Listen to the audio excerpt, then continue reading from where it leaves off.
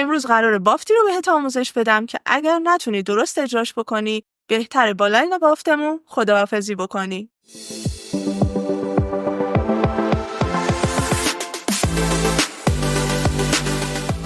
بله، درست شنیدی.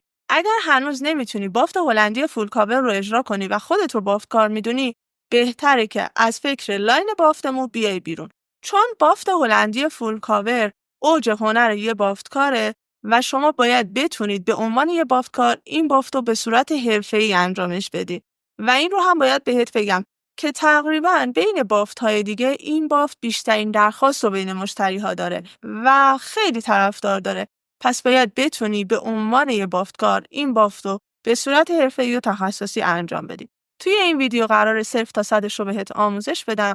اونم نه با گره ساده بلکه با گره روسی به صورت فول کاور و تمام تکنیکاش رو با هم یاد میگیری که این بافت رو به همین جذابی اجراش بکنیم. پس اگر هنوز توی زدن این بافت مشکل داری، سوال داری و یا چالشی ذهنت رو درگیر کرده، حتما تا انتهای این ویدیو همراه من باش. خب قبل از اینکه بریم برای آموزش این بافت باید بهتون بگم که شما قبل از شروع این بافت باید چه وسایلی رو کنار دستتون داشته باشین و بعد بافت رو شروع کنید.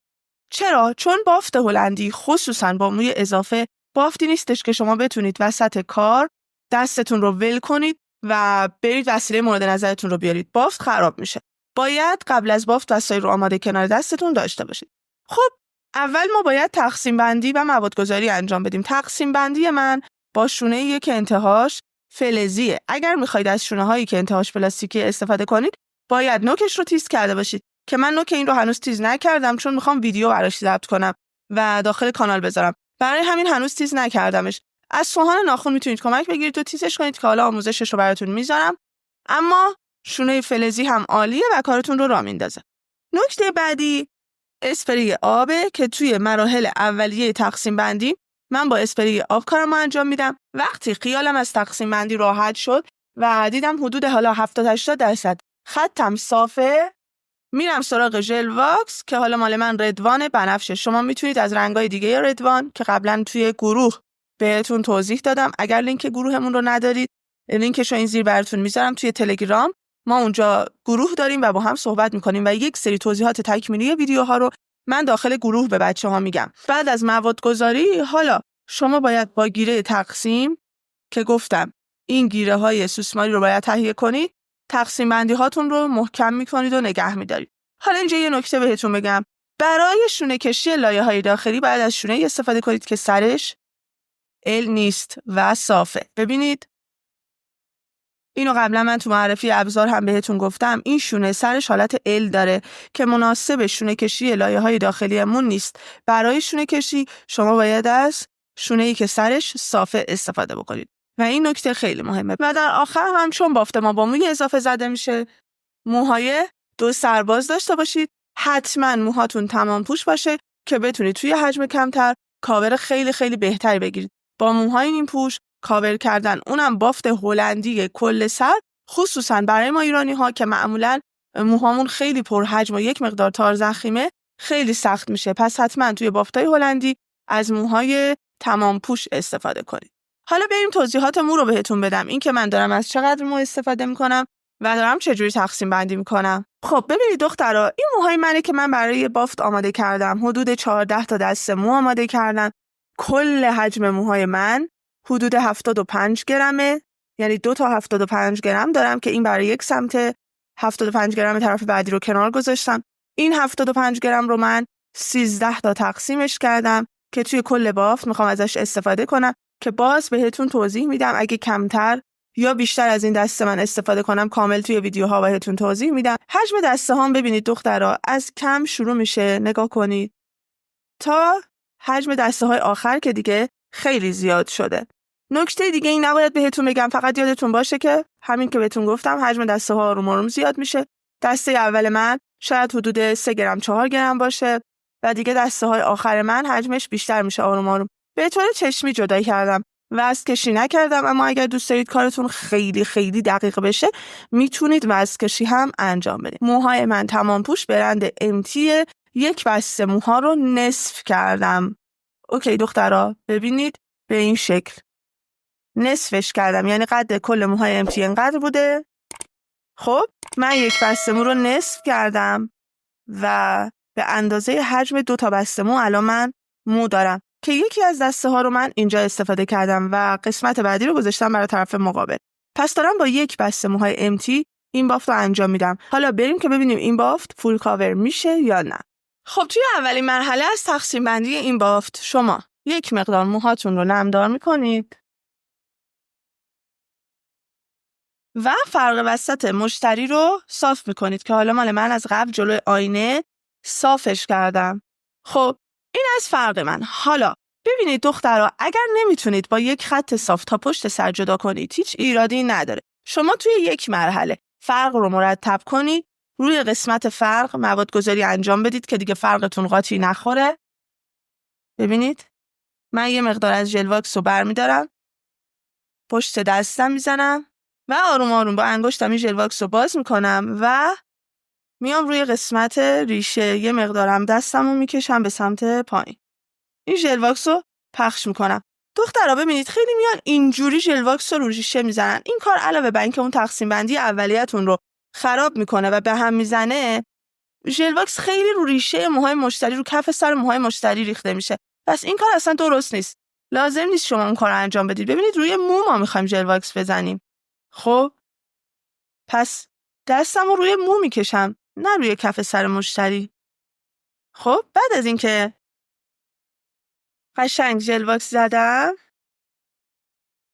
خوب با شونه کشی میکنم که هم ژل واکسم پخش بشه و هم بتونم خط تقسیمم رو صاف و مرتب کنم. دیگه دخترها من خیلی توضیحات موادگذاری رو براتون نمیگیرم. قبلا توی ویدیوهای مختلف موادگذاری رو کامل توضیح دادم. یک ویدیوی مجزا و کامل از موادگذاری براتون ضبط کردم. لینکش رو هم توی دیسکریپشن میذارم، هم اینجا میذارم. اون ویدیو رو ببینید. توی گروه هم قبلا بهتون گفتم که اون ویدیو رو ببینید و بعد بیاید سراغ این بافت، چون باید بتونید موادگذاری خوب انجام بدید. الان فقط ما میخوایم تقسیم بندی کنیم این بافتو. به همین علت من یه کوچولو راجع به موادگذاری دارم بهتون توضیح میدم. ببینید من بعد از اینکه جلوی سر رو تقسیم بندیم رو انجام دادم، میخوام بیام به سمت پشت سر. خب چی کار میکنم؟ شونم رو میذارم انتهای تقسیم بندی جلو، دستم زیر موهای مشتری، این خط رو صاف میام پایین. الان نمیدونم که این تقسیم بندی صاف هست یا نه. من فقط یه خط صاف سعی کردم جدا کنم. حالا میام یکم آب اسپری میکنم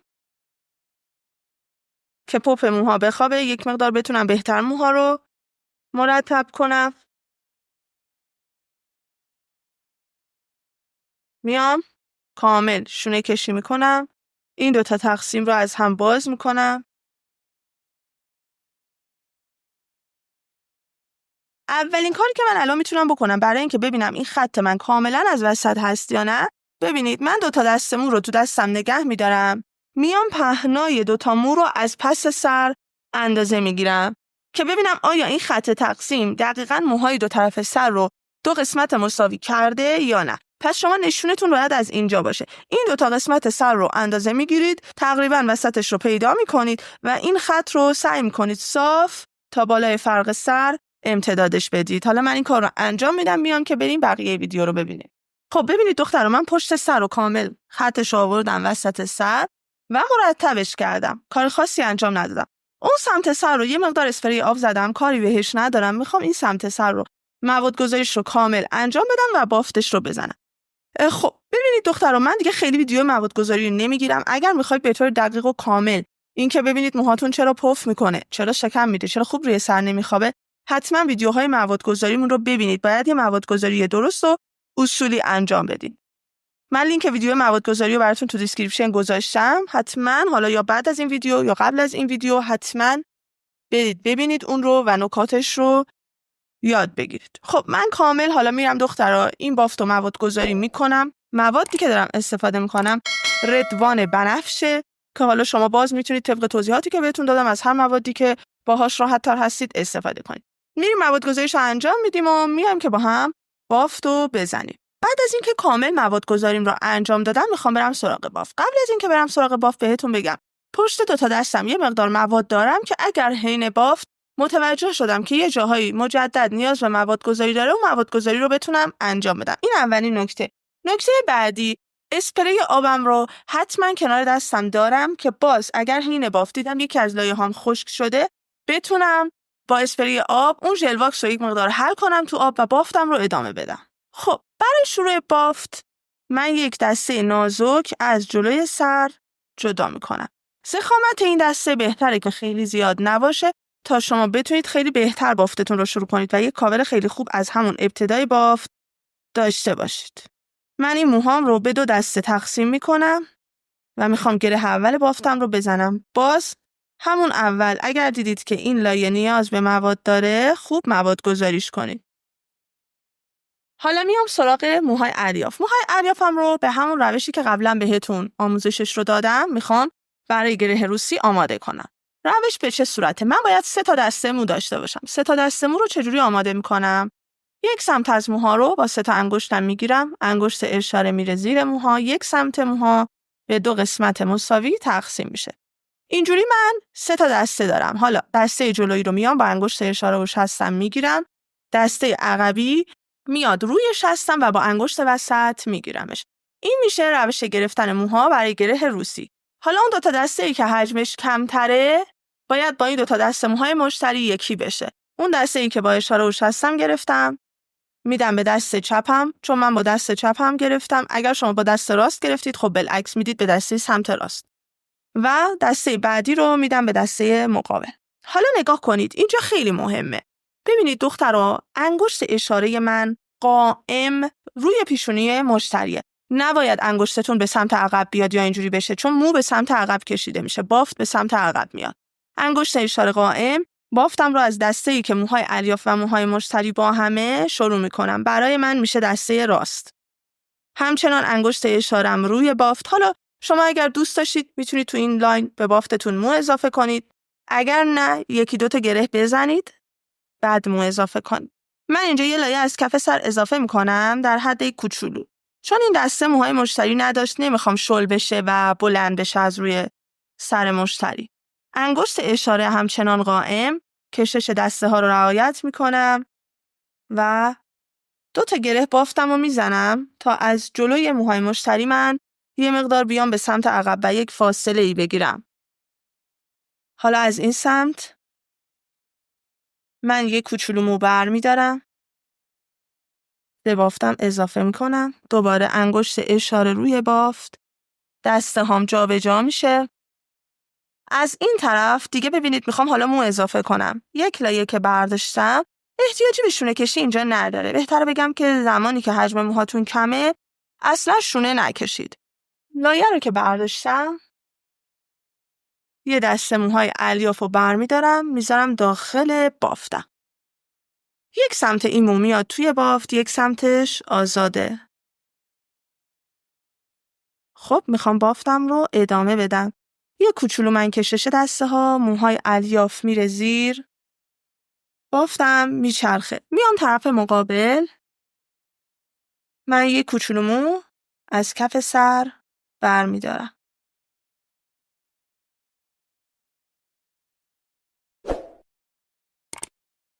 این موها رو با دستم مرتب میکنم و داخل بافت اضافه.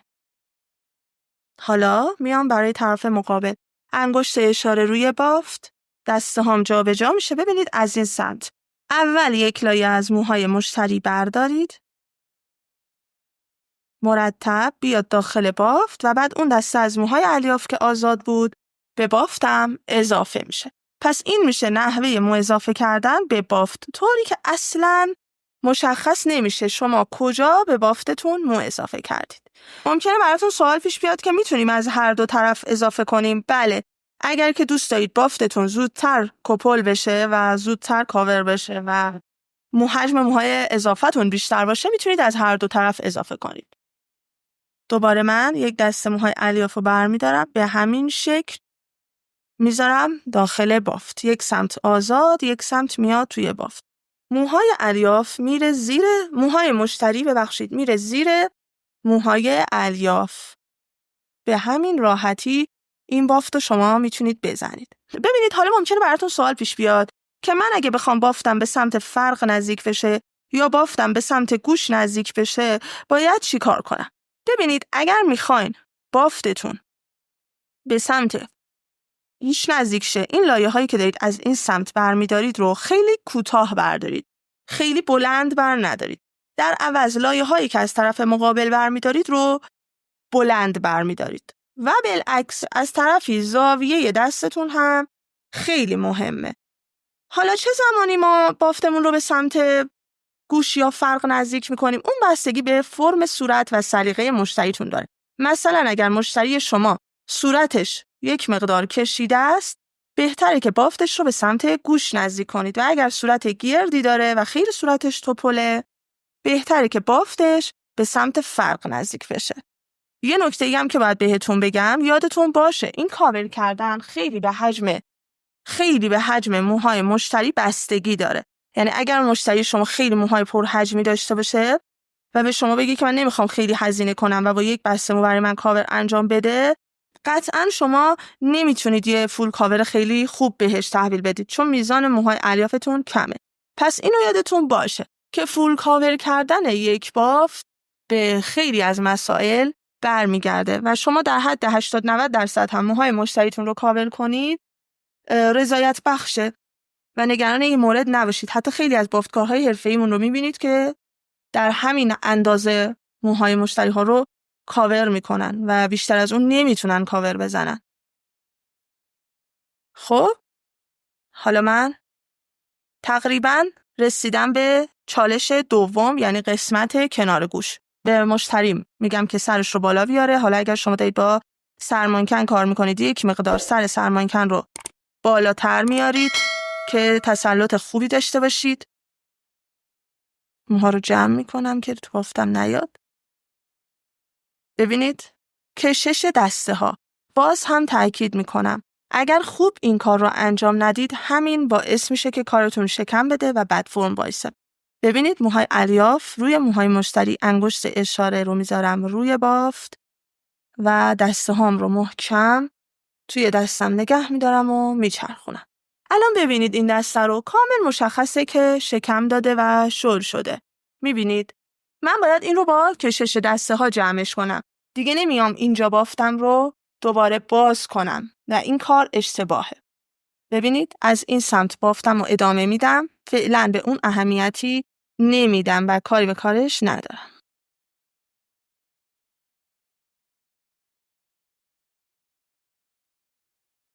خب حالا نگاه کنید. الان این کشش دسته ها رو انجام دادم و اون دسته رو خوب کشیدم و جابجا می‌کنم دستم.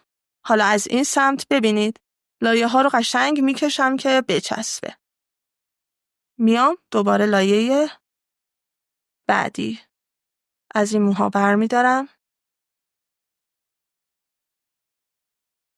خوب شونه میکشم تا کامل این موها جمع بشه. میبرم زیر بافت.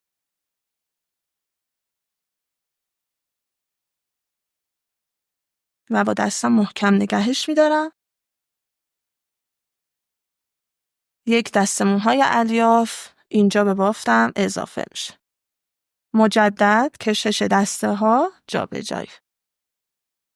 ببینید وقتی دوباره این دسته اومد زیر، من خوب اون لایه‌ای که احساس میکنم شکم داده رو میکشم، چون دیگه تو گرهیه که شاید بعد از اون کشش دسته ها تأثیری نداشته باشه. کشش دسته ها تو 2 تا گره بعد از اون بافت و اون لایه مؤثر هست و بعد از اون شاید اون تأثیری که باید داشته باشه رو نداره. پس خیلی حواستون باشه. اگر میبینید مثلا این بافت رو زدید و این دسته های جلو شل شده، اون موقع دیگه کاری از دستتون بر نمیاد. پس خیلی زود به فکر باشید و کشش دسته هاتون رو قشنگ انجام بدین که خوب لایه هاتون بچسبه.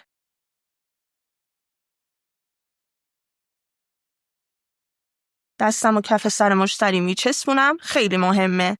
دستتون رو نباید بلند کنید. دست کف سر مشتری چسبیده و بافتتون رو انجام میدید. و لایه آخر این کنار گوش رو من جمعش میکنم و زمانی که این لایه آخر جمع میشه دیگه بعد از اون مشتری باید سرش رو یک مقدار به سمت جلو مایل کنه.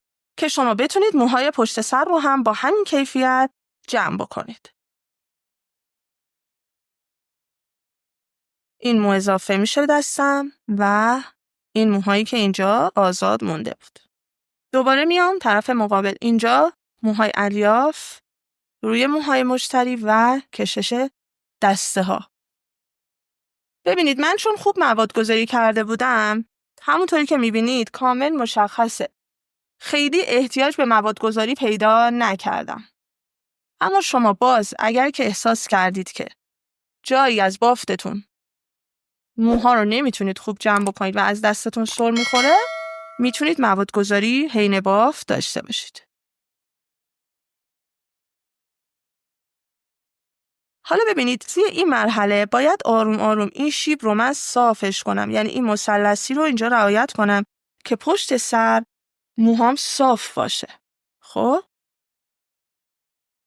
دوباره من یک دسته دیگه برمیدارم تا هر جا که احساس کردید لازمه و برای کاور کردن موهای الیافتون کمه، میتونید به بافتتون مو اضافه کنید و هیچ محدودیتی ندارید، حتی توی آخرین گره.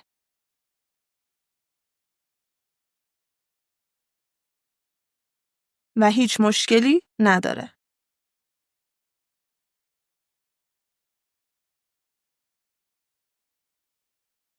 یادتون باشه دخترها زمانی که به پشت سر میرسید بافتتون باید کاملاً وسط پشت باشه، نه به سمت گوش نزدیک بشه و نه به سمت فرق.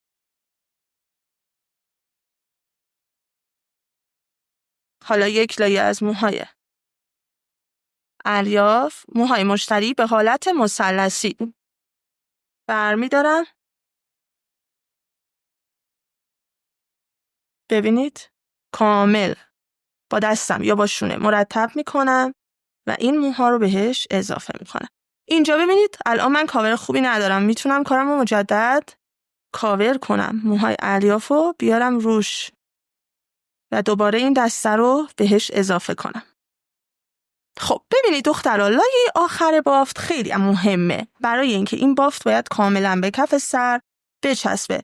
منم دیگه مو اضافه نکردم. حالا اگر شما دوست داشتین میتونید توی این مرحله همچنان به بافتتون مو اضافه کنید، هیچ ایرادی نداره. تا هر جا که خودتون دوست دارین میتونید مو اضافه کنید و شاید اصلا مشتری شما این قد رو نپسنده و بخواد قد بافتش بلندتر بشه، باز باید به بافتش مو اضافه کنید که الان بهتون آموزشش رو میدم. اما اینجا و لایه آخر خیلی مهمه. حالا من این یه کوچولو این موها رو سعی میکنم کاور کنم.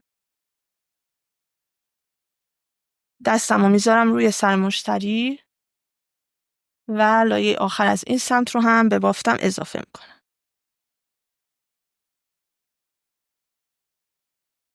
و باز همچنان من کشش دسته ها رو انجام میدم.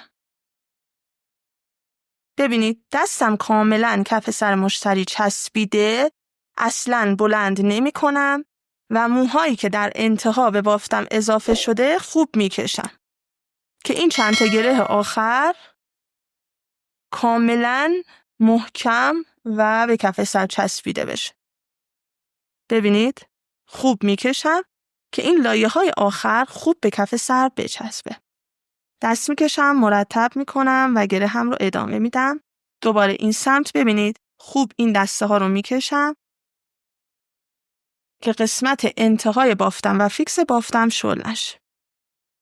دوباره این یکی دسته. پس من 3 تا دسته دارم و هر 3 تا دستم رو به همین شکل کارشو انجام میدم. حالا مشتری من این قد رو دوست نداره و میخواد قد بافتش بلندتر باشه. پس شما میان چی کار میکنید؟ حالا من 1-2 تا دسته اضافه میکنم. شما دیگه تا هر قدی که دوست دارید اضافه میکنید. میاید یه مقدار از موهای الیافتون رو برمیدارید، به بافت اضافه میکنید. میتونید همون روش رو انجام بدید. یک سمتش رو آزاد بذارید، من این موها رو کاور کنم. از یک سمت گره بزنید، دوباره طرف بعد رو که دارید میبافید اون دسته رو به بافت اضافه کنید. ببینید یک بار دیگه یکی دیگه اضافه میکنم. بذارید این بار از این سمت اضافه کنم که شما بهتر ببینید. نگاه کنید. یک سمت موها رو میارم داخل بافت. میتونم همینجا با این بگیرم و بافتم هم ادامه بدم. میتونم نه، مثل بافت کف سری یک سمتش رو آزاد بذارم و اون دیگه دست خودتونه که از کدوم روش این کار انجام بده. و بعد دیگه تا انتها این بافت رو ادامه میدم. اینم میشه نتیجه این بافت هلندی که سعی کردم براتون فول کاور اجراش بکنم. اما در یک کوچولو اگر که موهای مشتری مشخص بود، ببینید مثلا این سمتو با 2 تا شونه میتونید اینو یه مقدار کاورش رو بهتر کنید و به همین راحتی این بافت هلندی فول کاور رو برای مشتریشون اجرا کنید. خب امیدوارم که این ویدیو رو هم دوست داشته باشین. مرسی از اینکه تا انتهای این ویدیو همراه هم بودین. یادتون نره که حتما کانالمون رو سابسکرایب کنید. نکات تکمیلی این ویدیو رو هم توی گروه تلگرامیمون حتما میگم. لینک گروه تلگرامی رو هم توی دیسکریپشن براتون گذاشتم. حتما توی گروه باشید در کنارمون، چون نکات تکمیلی ویدیوها اونجا گفته میشه و با بچه‌ها رفع اشکال میکنیم. مرسی از اینکه همراه هم بودید. مرسی از نگاه زیباتون.